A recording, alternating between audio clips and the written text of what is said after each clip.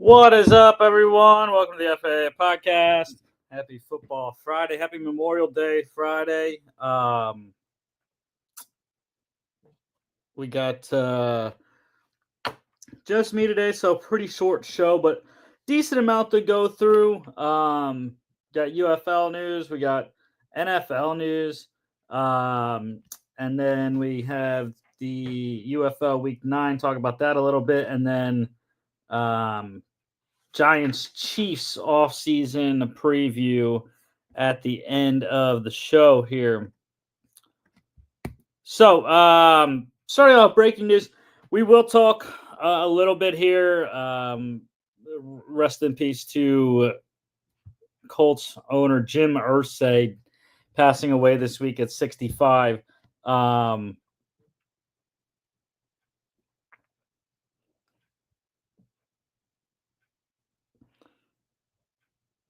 Great man.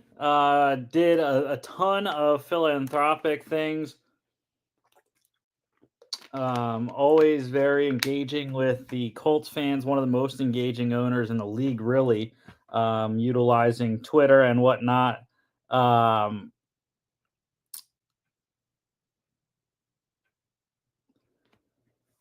But praying for his family and the Colts organization and everyone that knew Mr. Irsay. Hearing a lot of great stories, most notably Peyton Manning, Tony Dungy, and Pat McAfee back in the Manning era Colts, where they did a ton of winning and won a couple AFC championships, won a Super Bowl as well.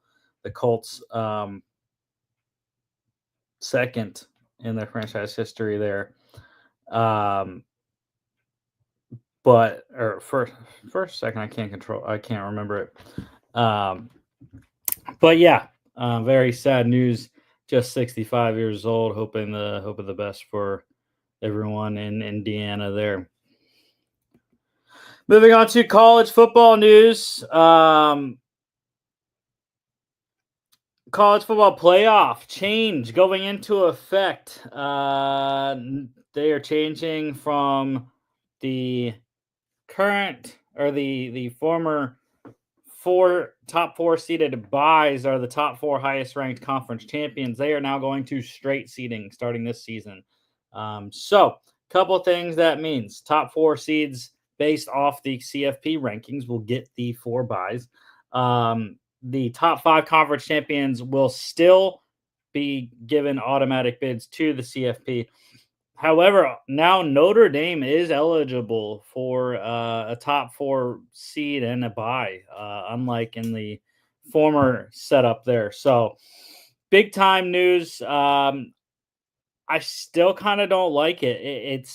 It's prohibitive of the non-power power 4 conferences. That 5th conference champion is not going to get to host. We saw Boise State become a bye team last year, and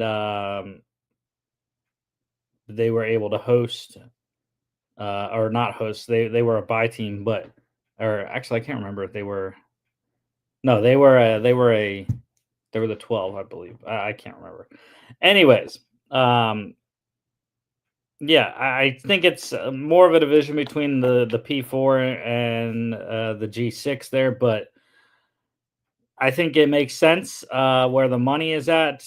They want Notre Dame to be able to have a bye, I guess, and they want the bigger schools, the higher ranked schools, to get the buys and not have all the chaos and confusion, I guess, is what really makes sense there.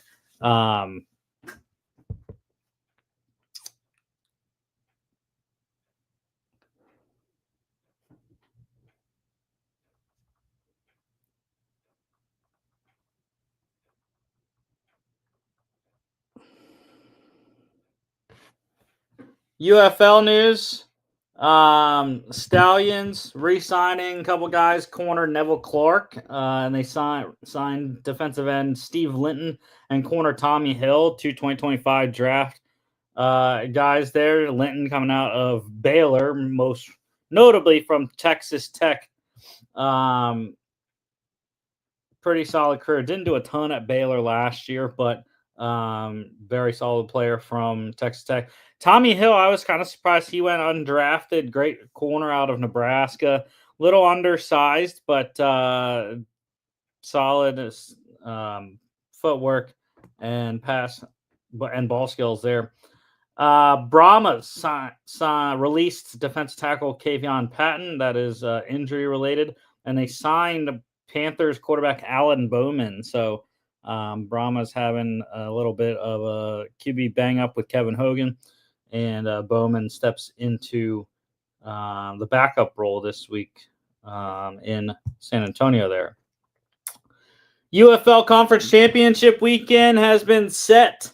June 8th, the Panthers and the Stallions will play at 3 p.m. on ABC. The Defenders and the Battlehawks, 6 p.m. on Fox.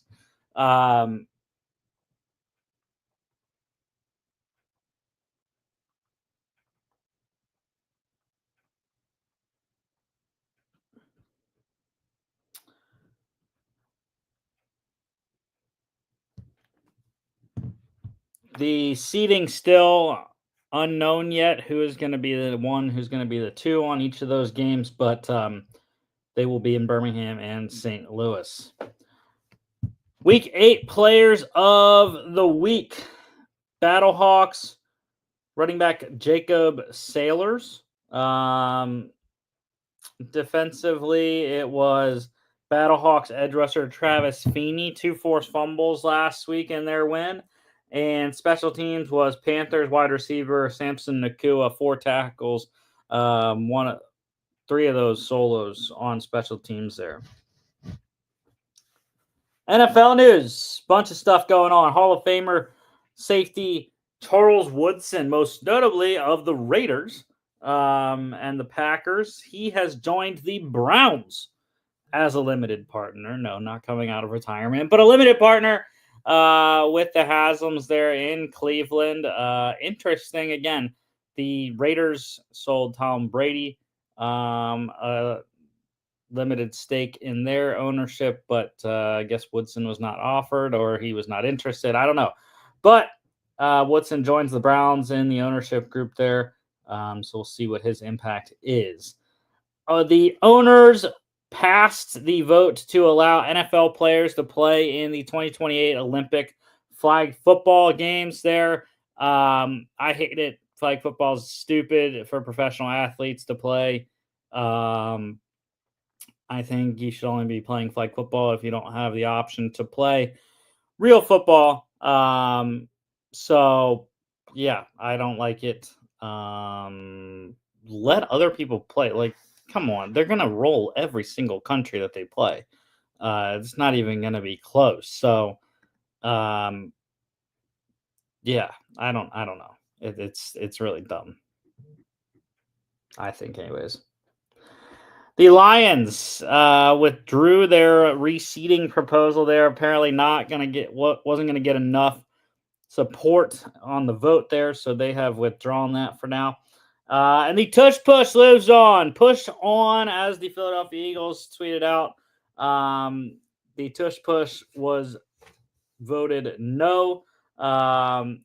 It lost 22-10, which is fantastic.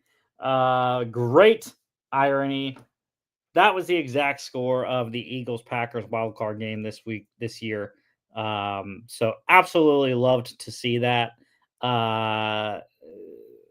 Just fantastic irony. You want to poke the bull, man. Green Bay. Well, you got a rematch coming up this year, and you lost already on the tush push. So I'd have to think the Eagles are going to tush push quite a few times in that game in Lambeau. But yeah, the Packers deserve it. I mean, that's what you get for trying to end one of the greatest plays in the NFL. And again, stop it. If you want to stop it, then if you want it to not be a problem, then stop it. It's as simple as that. I don't know how else to put it, but Yeah.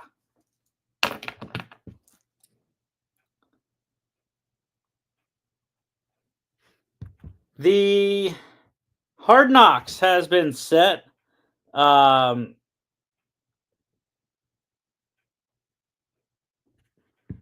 Training camp, the regular Hard Knocks there, training camp will be with the Buffalo Bills. So that will be interesting. One of the top contenders there for sure. Um,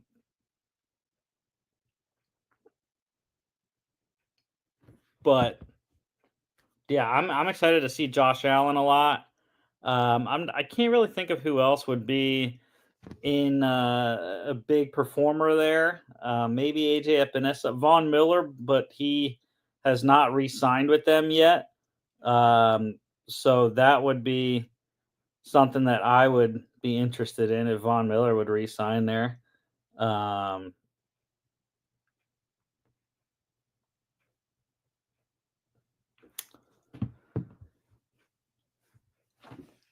but yeah, can't think of James Cook might be a good one as well. Probably one of the offensive linemen. I feel like one of the offensive linemen are always very entertaining on Hard Knocks. So interested to watch the Bills. I think Sean McDermott could be pretty good too, and Leslie Frazier.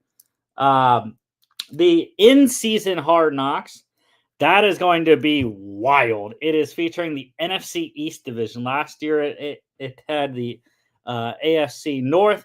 This or the the AFC North, I believe it was, or the NFC. Yeah, AFC North last year. This year, NFC East. I mean, there are storylines on storylines for the NFC East. Obviously, the Eagles' title defense is going to be a big one.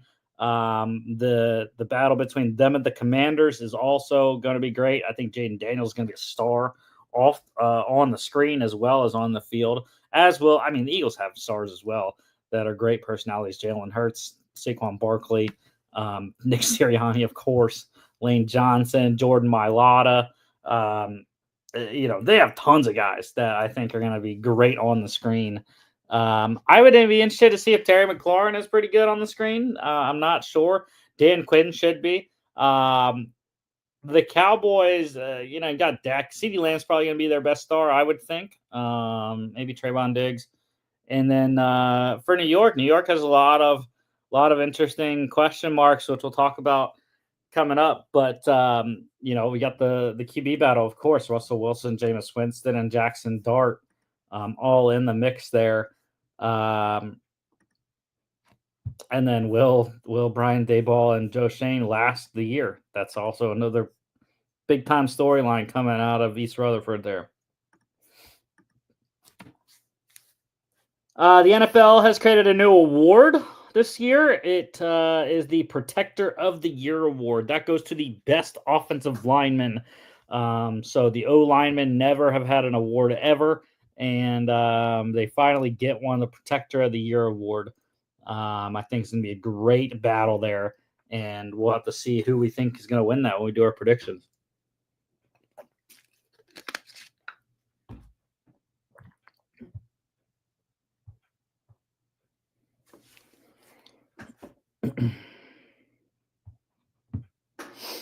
A couple of injuries to note. The Saints QB battle has taken a little shakeup here. Saints quarterback Jake Hayner has an oblique strain, likely out till training camp. So leaving Spencer Rattler and then rookie quarterback Tyler Shuff to lead this team through the rest of the offseason and till training camp. So I would have to think those two have the leg up now with getting all the reps in minicamp and whatnot, and OTAs. So yeah, big loss for Jake Hayner. And seems like going into training camp, it will be a 2 quarterback race now, Rattler versus Shuff. And my money's on Shuff. The Cardinals took a loss today, placing corner Sean Murphy Bunting on the reserve non-football injury list, meaning he is out for the season. It has not been reported what the actual injury is, but it is a catastrophic injury, or a severe injury, I should say, is what has been reported. So he is out for the 2025 season. One extension that went down this week, the Bears signed their newly acquired guard Joe Thuney to a 2-year, $35 million extension. He gets 51 over the next 3 years. 33.5 million guaranteed there. Excellent deal, I think, for Joe Tooney. Not sure if it's a good deal for Chicago. We shall see. On the older side, the Chiefs thought he was declining enough that he was traded by the Kansas City Chiefs, the team that he had been so good for since coming from New England. But yeah, Bears paying Joe Tooney after they acquired him this offseason. Not going to be a free agent, likely ends his career um, in Chicago there.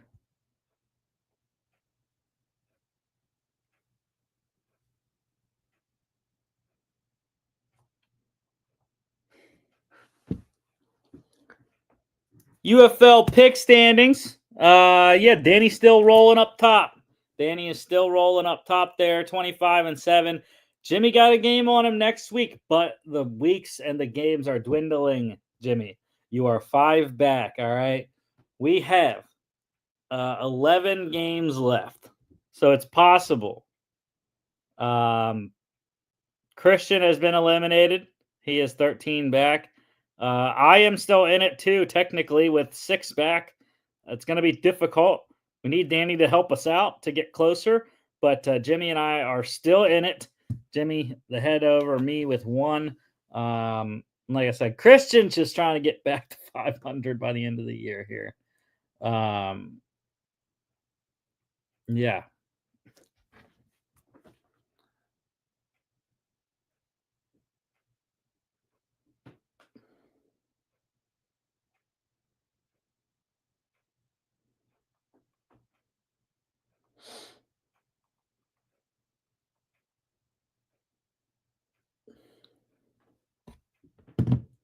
Let's go to our picks here. Starting tonight, the Battle Hawks at the Brahmas.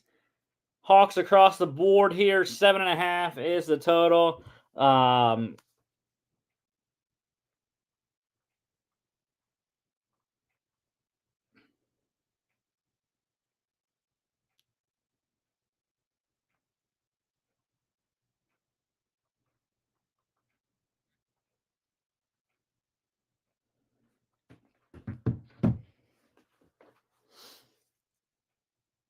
7.5 is what the opening line was. Let's see what the live is on ESPN. 7. It is 7. So drop the half off. Even better for you.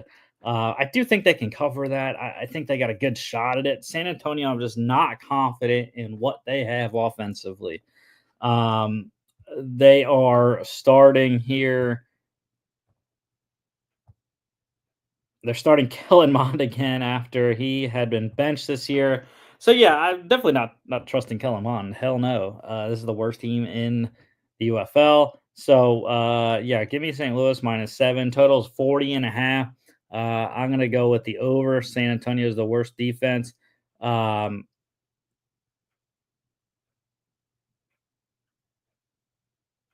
in the UFL. They give up. Let's see here.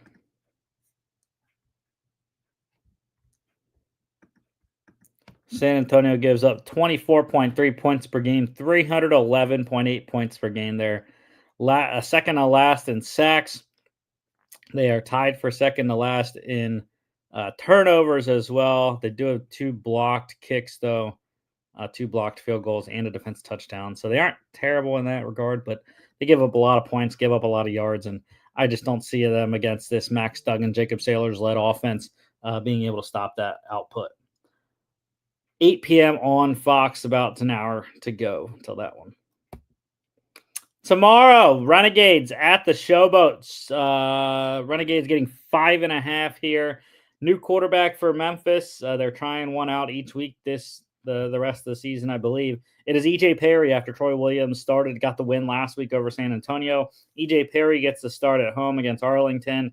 I know a lot of people wanted to see Luis Perez sit and put Luke Lennon in or Holt Nailers. That is not going to be the case. Luis Perez starts. That's why I'm going with Arlington and the Renegades. I think they bounce back and get this one here. 5.5. I would lean 5.5 though for Memphis. EJ Perry was not that great early in the year, but we'll see. And total here is 41.5. I am going to lean on the under. 12 p.m. ABC and ESPN Plus. Panthers at the Stallions. I don't for trying. He has nothing to lose. He's eliminated from being able to win. So he's just trying to make up for it. And Michigan 1.5 point dogs. Actually, Birmingham is 1.5 point favorites against the Stallions. This is it essentially. This is for seeding. If Birmingham beats Michigan, I believe they will be the number one seed in their own place, so they will not have to relinquish their home locker room or the opportunity to choose whether they kick or receive to open the game. Michigan down Bryce Perkins once again this week. Danny Etling is the starter again. And they signed former Louisiana Monroe quarterback or former Louisiana quarterback Colby Suits here to the roster to back up Etling along with others there. But Etling got the win last week, was pretty good. It's in Arlington though, against Arlington. I'm not sure. Jamar Smith, I like how he's been playing, and I think Birmingham gets the win here, as does Danny and Jimmy. 43.5 is the total. I would lean on the over. 3 p.m. ABC and ESPN Plus. Finally, Sunday, the Defenders at the Roughnecks. Defenders. We are all on the defending the DMV, although it's in Houston. Yeah, Houston doesn't scare me. DC, not sure what they're going to do resting guys wise. The last two games, they also, just like Michigan, have a fight for the number one seed, even though it's in St. Louis. They could still be the number one seed, host it, and get the opportunity to have the coin toss option at the beginning. 4.5 though. I like Houston plus 4.5. I think Houston keeps it close. Derek Garantano has played pretty solid this year. Or Jalen McClendon, my bad. Derek Garantano plays for San Antonio. Jalen McClendon has played pretty solid so far. And Houston, I think, will play a good game. Their defense is sneaky. And DC, on the other hand, has been a little bit leaky on defense. And I think that DC will win it, but Houston covers plus 4.5. 45.5 is total. I like the over. DC's defense has been getting shredded lately. 4 p.m. on Fox on Sunday.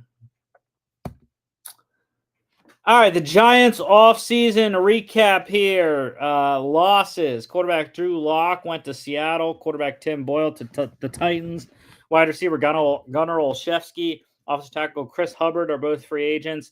Edge rushers Azeez Ojulari and Patrick Johnson went to Philly. Linebacker Isaiah Simmons went to the Packers. Corner Adoree Jackson went to Philly. And safety Jason Pinnock went to the 49ers. Giants added a lot of guys in free agency, notably at the quarterback position. Quarterback Jameis Winston from the Browns. Quarterback Tommy DeVito re-signed. Quarterback Russell Wilson from the Steelers. Wide receiver Darius Slayton re-signed. Lil Jordan Humphrey they got from the Broncos. They got wide receiver Zach Pascal from the Cards. Wide receiver Amir Smith-Marset re-signed. Great special teams player. Tight end Chris Manhertz re-signed. Offensive tackle James Hudson they got from Cleveland. Offensive tackle Stone Forsythe from the Seahawks. Guard Greg Van Roten. And Aaron Stinney re-signed, as did center Jimmy Morsey. Defensively, they got D tackle Jeremiah Ledbetter from the Jags, defensive tackle Roy Robertson Harris from the Seahawks, edge rushers Victor Dimukeji and Chauncey Golston from the Cardinals and Cowboys, corner Paulson Adebo from the Saints, safety Javon Holland from the Dolphins, punter Jamie Gillen and long snapper Casey Kreider both re-signing here with the Giants. And I kind of like what the Giants did. I'll talk more about that in the draft, but free agency wise, Linebacker and safety were still a need from the draft, so maybe hit those still. But they did get Javon Holland and Paulson Adebo, which I think were big time additions. I thought those were the two best ones. Obviously, filling the quarterback hole for 2025, I thought was a good option. Talk a little bit about the QB in a second, but um, overall, I thought they definitely added a lot more than they lost for sure. The wide receivers still don't scare me, and the offensive line was more depth additions than starters. But I do think the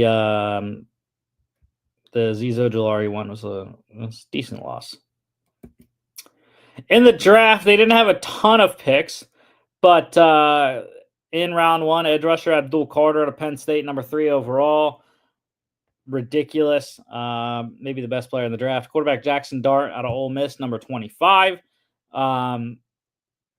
No second rounder because of the trade up to get Jackson Dart. D tackle Darius Alexander, Toledo, 65th overall in the third round. Fourth round, they got running back Cam Scadaboo, Arizona State, 105. Fifth round, off the tackle Marcus Bowe from Purdue, 154. No sixth rounder, 2/7.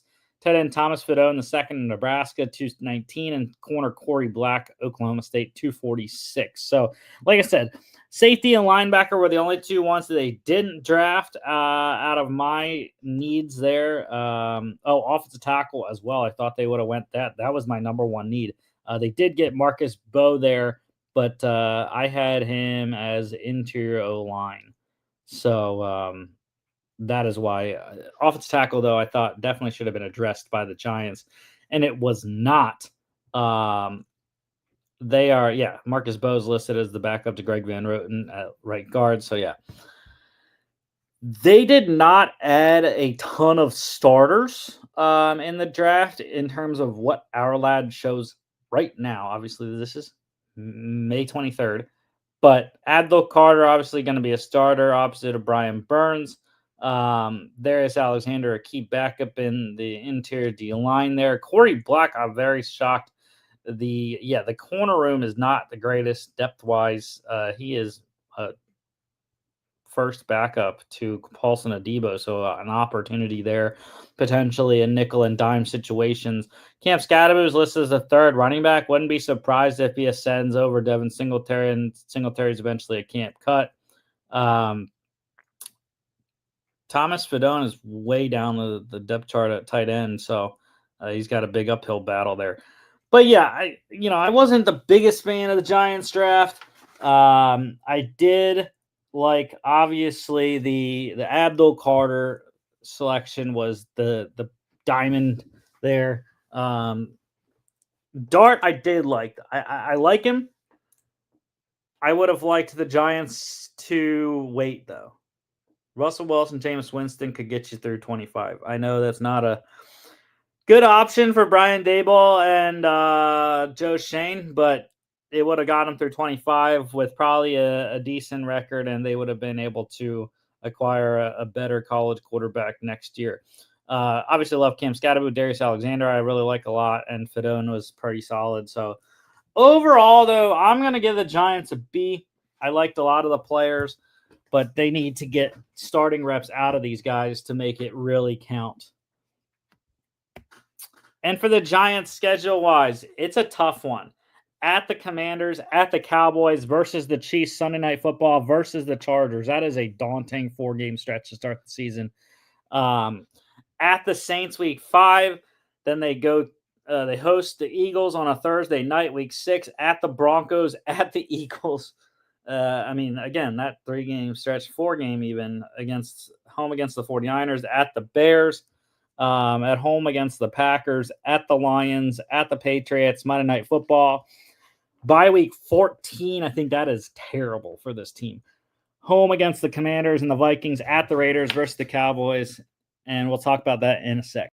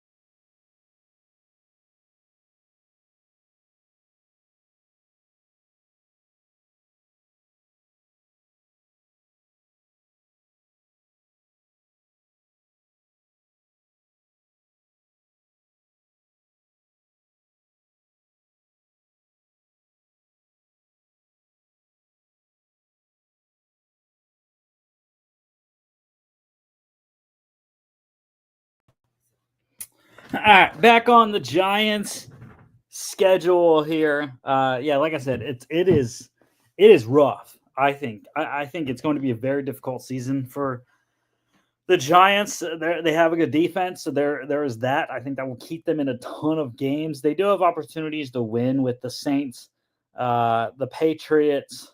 I think the Bears potentially, the Raiders, and of course, I think the Cowboys games are also opportunities to win.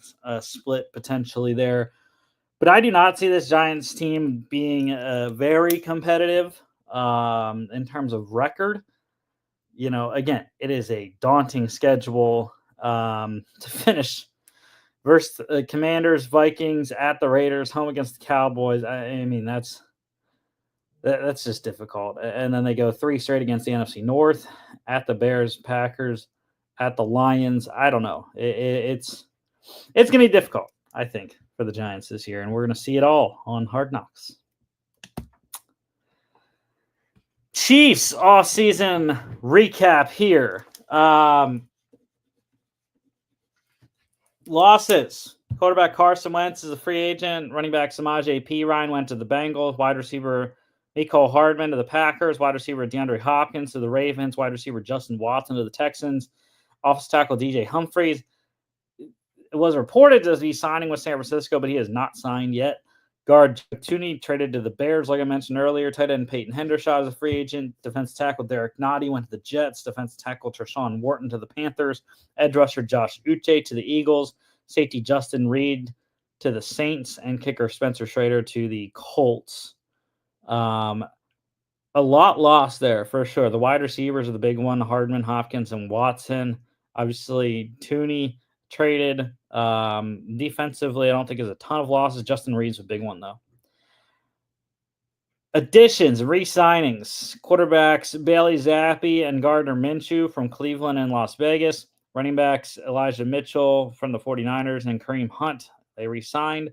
Re-signed wide receivers Marquise Brown, Juju Smith-Schuster. They got offensive tackle Jalen Moore from 49ers. Guard Trey Smith, they franchised. They re-signed defensive tackles Mike Pennell and Marlon Tuipulotu.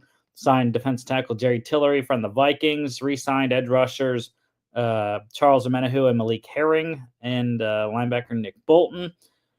Corner Christian Fulton they got from the Chargers. Safety Mike Edwards from the Bucks. Re-signed safety Nazay Johnson, and re-signed punter Matt Ariza. So it was a lot of keeping in house for most of the Chiefs off season. They did go get some guys. I think probably the biggest free agent they got was Christian Fulton. I'm not exactly sure money wise, but I do like the Minshew signing for the backup of Mahomes. I love Elijah Mitchell. I think he's going to be a big time sleeper in this Chiefs backfield. Pacheco and Hunt were just really not that effective last year. I really like the re-signing of Marquise Brown. Got injured early in the year, was not able to really contribute much. Jalen Moore's a big question mark, people. The Chiefs signed him and really only signed him. So it's going to be a big question mark on whether he can hold this thing down on the left side or not. Mike Edwards filling in for Justin Reed, I think it's a decent addition as well. And of course, Nick Bolton, they had to get him re-signed, lock up the middle of their defense there. So I definitely think they lost more than they gained in terms of talent-wise. But the Chiefs always seem to find a way, and maybe they do again this year. Draft. Offensive tackle Josh Simmons at Ohio State, number 32 overall, coming off the torn patellar tendon. We'll see if he can get into the mix in training camp for one of the tackle spots or not. Defense tackle Omar Norman Lott from Tennessee, number 63. Two third rounders, edge rusher Ashton Gelati from Louisville, 66th. And corner Noel Williams from Cal, number 85. Fourth round wide receiver Jalen Royals, Utah State, 133rd. Fifth round linebacker Jeffrey Bassa, Oregon, 156. No sixth rounder. And seventh round running back Brashard Smith, SMU, 228 there. So Kansas City did pretty good. I didn't have a ton of needs for them. Interior O-line depth was the only one. And who knows, maybe Josh Simmons eventually slides in. I don't think so, though. They did get some quality players, though, of course. Jalen Royals. The one thing I didn't like was the Chiefs waited. The Chiefs waited to get wide receiver. I still think it's not bad. The Rasheed Rice should be back this year. Um, as Hollywood Brown will as well. Both coming off injury, major injury though, so that's something to note. Josh Simmons is slotted in as the left tackle currently on our lads. Omar Norman Lott, I think, is going to be a big contributor inside there next to Chris Jones, where Mike Pennell is currently scheduled to be. Um, Corner Noel Williams, I really like his feistiness, physicalness on the outside. I think that was one of my needs. I wanted the depth there for sure. Melvin Smith Jr. is a great free agent signing as well out of Southern Arkansas, I believe it is. If I can get it right. Or yeah, Southern Arkansas, I think it was. But yeah, this Chiefs draft was pretty solid. I really liked the Josh Simmons. That was kind of everyone kind of knew the Chiefs were targeting him at the end. Norman Lott's a guy that has some good penetration ability and pass rush. Run game should be okay as well. Wasn't the biggest fan of Ashton Gelati. Thought third round was a little high for him, especially the first pick in the third round. Like I said, I'm okay with Noel Williams. I really like Jalen Royals. He's a slot guy. Kind of what they already have, though. Jeffrey Bassa impressed me at the Senior Bowl. He was pretty solid. And Brashard Smith converted wide receiver just 1 year of running back duties there. But I think he played pretty well for the Mustangs this year. And we've seen seventh rounder do well with Kansas City before and Isaiah Pacheco. So similar to the Giants, I'm going to give it a B. I didn't love it, but it wasn't terrible either. So I like a B for Kansas City there. Again, kind of like the Giants with Jackson Dart. Josh Simmons, if he becomes their left tackle of the future, I'll reevaluate that and probably go B plus or an A minus.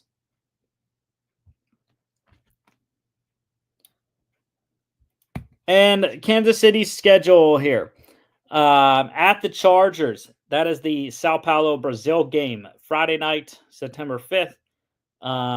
At home against the Eagles, Super Bowl 59 rematch, week 2, right off the bat. At the Giants, Sunday Night Football, home against the Ravens. At the Jags, Monday Night Football. Home against the Lions, Sunday Night Football. Home against the Raiders, home against the Commanders, Monday Night Football. A lot of prime time in the early going for Kansas City. At the Bills, week 10 bye. That is a tough one, but right in the middle of the season is what I like to see every time. At the Broncos, host the Colts. At the Cowboys on Thanksgiving. Home against the Texans Sunday night. Home against the Chargers. At the Titans. Home against the Broncos on Thursday night. At the Raiders. So, again, I'll compare it to the Giants because it's very similar. I think the Chiefs have one of the harder schedules in the league. The first 2 games are very difficult. They have, the Chargers interdivision matchup all the way down in Sao Paulo, Brazil. And then they come home and the Eagles come to town. I mean, it's going to be boom, boom right at the bat. You're getting punched in the mouth by 2 teams that love to run the football. So the Chiefs defense better be ready. And the offensive line also better be ready because even without Milton Williams, even without Josh Sweat, the Eagles have plenty of players to rush the passer. So I think it's definitely something to watch there. Week 2 Super Bowl rematch if it's kind of the same thing as what happened in Super Bowl 59. They get a little reprieve going to the Giants Sunday night. And then they have the Ravens and the Jags. You don't know what the Jags is going to be like, really. That's on Monday night in Jacksonville, too. So I think it's going to be a tougher game than people think. They host the Lions. A lot of question marks surrounding Detroit, but it's a Sunday night primetime game. People are going to be up for it. The Commanders, Monday Night Football, another big-time matchup there on prime time. Then they go to the Bills. You better not think about your vacation plans for the bye, guys, because you have to go to Buffalo week 9 in October. That's not not an easy trip. Now, they did beat them in Buffalo last year to go to the Super Bowl, but yeah, I don't know. That's going to be a difficult one. Then they come out of the bye and they go to Denver. I mean, the Broncos are no pushovers anymore. Great season, Bro Nix. We'll see if he takes sophomore slump or not. But that defense is still excellent under Sean Payton. The Colts, I don't know how they're going to be, so I think Chiefs can win that one. I think they can also beat the Cowboys. Texans probably can beat them as well. It's a home game, Kansas City, Sunday night. Texas had their own offensive line issues. The Chargers game, again, should be able to beat the Titans, even though it's in Tennessee. And the Broncos, Thursday night, that's a tough Thursday night game, week 17, which begs the question, do not overlook the going to Tennessee the week before that. Or you'll get bit there. Then at the Raiders, week 18. I don't know what the Raiders are going to be like. I think they should be more competitive than they were last year with Geno and Genti and whatnot, but and Pete Carroll. So, yeah, we'll see. I think the Chiefs are going to be all right. I think they still have a good grip on the division, but I think the division got better for sure. And I think it wouldn't be shocking to see the Chiefs down to 10 or 11 wins and winning the division this year as they kind of cannibalize each other. And that's the show for today, y'all. Next Friday, we're talking UFL Week 10. UFL game previews, of course, for Week 10, last week of the regular season. Browns Bills offseason recap. We'll be talking all about Shedeur Sanders, Dylan Gabriel, Joe Flacco, and Kenny Pickett. And then, of course, we'll talk about the Hard Knocks team as well, the Buffalo Bills there. Make sure you catch us on Tuesday. We're not doing Monday show for Memorial Day. We're doing a Tuesday show this week. We'll have our resident Patriots fan on, Colin Schultz. We'll also be breaking down the Patriots and the Eagles off season. So I'm very excited to talk Birds and Patriots. Love hating on them as well as we beat them in the Super Bowl, beat Tom Brady. But don't forget to follow us on all our social media at FAA Podcast, Instagram and X, FAA_bets on X as well. FAApodcast.com is our website. Check us out here on YouTube, Facebook, X, and Instagram as well. Spotify, Apple Podcasts, iHeartRadio, and TikTok at FAA.podcast. Have a great Memorial Day weekend, y'all. And we will thank you to all the military personnel for laying down their lives for us, including our guy, Mark Warren. So, everyone have a safe and happy Memorial Day, and we will see y'all back on Tuesday.